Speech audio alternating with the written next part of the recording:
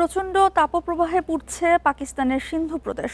কয়েকটি জেলায় তাপমাত্রা 51 ডিগ্রি সেলসিয়াস ছাড়িয়ে গেছে।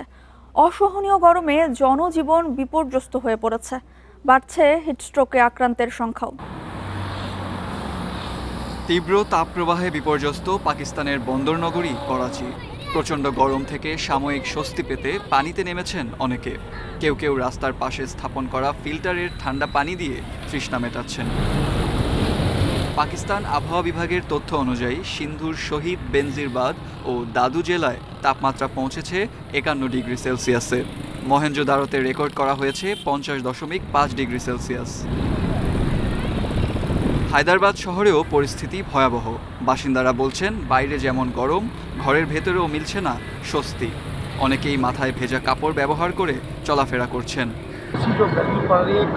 আমার বয়স 55 বছর এবং এর আগে আমি এমন তীব্র গরম কখনো দেখিনি। বাইরেও গরম, ভেতরেও গরম, ঘরের ভেতরেও কোনো স্বস্তি নেই। করাচিতে পথচারীদের জন্য ঠান্ডা পানীয় সরবরাহ করছে স্বেচ্ছাসেবী সংগঠনগুলো, তবে তা যথেষ্ট নয় বলছেন স্থানীয়রা। সরকারের পক্ষ থেকে তেমন কোনো ব্যবস্থা নেওয়া হয়নি। হিটস্ট্রোক প্রতিরোধ কিংবা পানির ব্যবস্থাও নেই। মানুষ বাধ্য হয়ে বিশুদ্ধ পানি কিনছে। তাপমাত্রা এত বেশি যে কাজকর্ম প্রায় বন্ধ হয়ে গেছে। এদিকে বিভিন্ন হাসপাতালে বাড়ছে হিটস্ট্রোকে আক্রান্ত রোগীর সংখ্যা। অনেককেই দিতে হচ্ছে জরুরি চিকিৎসা। তাপজনিত অসুস্থতায় সবচেয়ে বেশি ঝুঁকিতে রয়েছে শ্রমজীবী মানুষ, শিশু ও প্রবীণরা। বয়স্কদের অপ্রয়োজনে বাইরে না যাওয়ার পরামর্শ দিয়েছেন চিকিৎসকরা।